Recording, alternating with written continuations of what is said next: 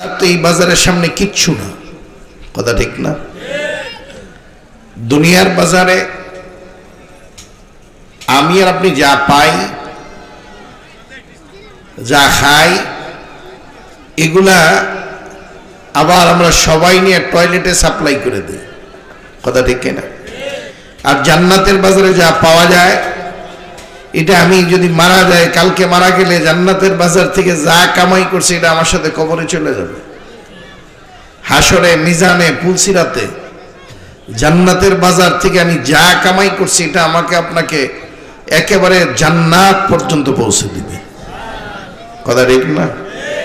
তো এই জন্য বাহিরে যারা আছেন তাদের কাছে আমার অনুরোধ থাকবে যে আপনারা বাহিরে, দুনিয়ার বাজার তো প্রতিদিন বসে, দুনিয়ার চার বাজারে তো প্রতিদিন সময় ব্যয় করি, জান্নাতের বাজারে তো প্রতিদিন সময় ব্যয় করা হয় না। জান্নাতের বাজার এখানে আজকে আছে, কালকে আছে, তারপরে তো জান্নাতের বাজার এখানে আর বসবে না, কথা ঠিক না? তো এই জন্য যারা বাহিরে আছি তাদের কাছে আমার অনুরোধ থাকবে, আমি তো মনে করি যে এই এলাকার মানুষের জন্য এইটা, এই 2 দিন ব্যাপী মাহফিল, এটা বহুত বড় এক নিয়ামত। যদি আপনারা উপস্থিত না হন তাহলে এই নিয়ামতের না শুকরিয়া হবে, কথা ঠিক কিনা? নিয়ামতের শুকরিয়া আদায় করলে আল্লাহ নিয়ামত বাড়াইয়া দেয়, আর নিয়ামতের শুকরিয়া আদায় না করলে আল্লাহ কঠিন আযাব দ্বারা পাকড়াও করে। লাইন শাকারতুম লাযীদান্নাকুম ওয়া লাইন কাফারতুম ইন্না আযাবী লাশাদীদ। আল্লাহ তাআলা বলেন, বান্দা বান্দী, আমি আল্লাহর পক্ষ থেকে নিয়ামত পাইয়া নিয়ামতের শুকরিয়া আদায় করো। শুকরিয়া আদায় করলে নিয়ামত বাড়বে, না আদায় করলে নিয়ামত আস্তে আস্তে ছিনিয়ে নেবে। ইন্না আযাবী লাশাদীদ, নিশ্চয়ই কঠিন আযাব দ্বারা পাকড়াও করা হবে। আজকে আমাদের মধ্যে আল্লাহ পাকের তরফ থেকে যে নিয়ামতগুলা পাইছে তার কোনো শুকরিয়া আছে আমাদের?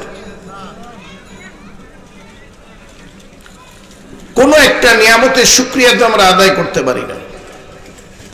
কোন ধনী ব্যক্তি যদি আমাকে সামান্য একটু সহযোগিতা করে, ধনী ব্যক্তির গোলাম হয়ে যাই, অথচ যে আল্লাহ আমার আপনার চলার জন্য পা দিছে, ধরার জন্য হাত দিছে, দেখার জন্য চোখ দিছে, শোনার জন্য কান দিছে, স্বাদ গ্রহণের জন্য জিহ্বা দিল, আমি সেই আল্লাহর গোলাম হইতে পারি নাই। কিন্তু কোন এক নেতা যদি আমাকে একটা হুইল চেয়ার দেয়, কোন এক নেতা যদি আমাকে 10 কেজি চাউলের একটা কার্ড দেয়, সেটা তার নিজের কামাই থেকে দেয় না, এটা আমার প্রাপ্যটাই আমাকে দিছে, আমি তার গোলাম হয়ে যাই। কিন্তু আল্লাহ যে না চাইতেই অসংখ্য নিয়ামত দিয়ে রাখছে, এই জন্য আল্লাহর পায়ে আমার আপনার কপাল লাগে না, কথা ঠিক কিনা? কোন শুকরিয়া আমরা আদায় করি না। যদি আজকে এখানে ওয়াজ না হইয়া গান বাজনা হইতো, ড্যান্স হইতো, তাহলে সামনে জায়গা নেওয়ার জন্য, পজিশন নেওয়ার জন্য মারামারি শুরু হয়ে যেত, কথা ঠিক কিনা? যুবক বলতো যে, বুড়া মিয়া তুমি এই বয়সে এখানে আইছো কে? বুড়া মিয়া থাপ্পড় দেখে তো বেয়াদবের ঘরের বেয়াদব, তুই আমি মুরব্বী মানুষ, তুই আমার পিছনে ফলে সামনে বইছো কে? কিরকম একটা অবস্থা হয় কি হয় না? তো ওয়াজ আর নসিহতের মজলিস, আফসোসের ব্যাপার, বাজার ভরা মানুষ, কিন্তু এখানে মানুষ একেবারেই কম। কারণ কি? ভালো কাজের সাথে আমাদের সম্পর্ক নাই, এখন মন্দ কাজের সাথে আমাদের সম্পর্ক বেশি, কথা ঠিক না? এলাকাবাসীর শুকরিয়া আদায় করার দরকার এই মাহফিলের জন্য। এখানে ধর্মীয় আলোচনার মধ্য দিয়ে মানুষের চরিত্র গঠন হবে, ধর্মীয় আলোচনা করা এবং শোনার মধ্য দিয়ে নিজের আখলাক আমলের মধ্যে যে ত্রুটি আছে সেটা সংশোধন হবে, কথা ঠিক কিনা?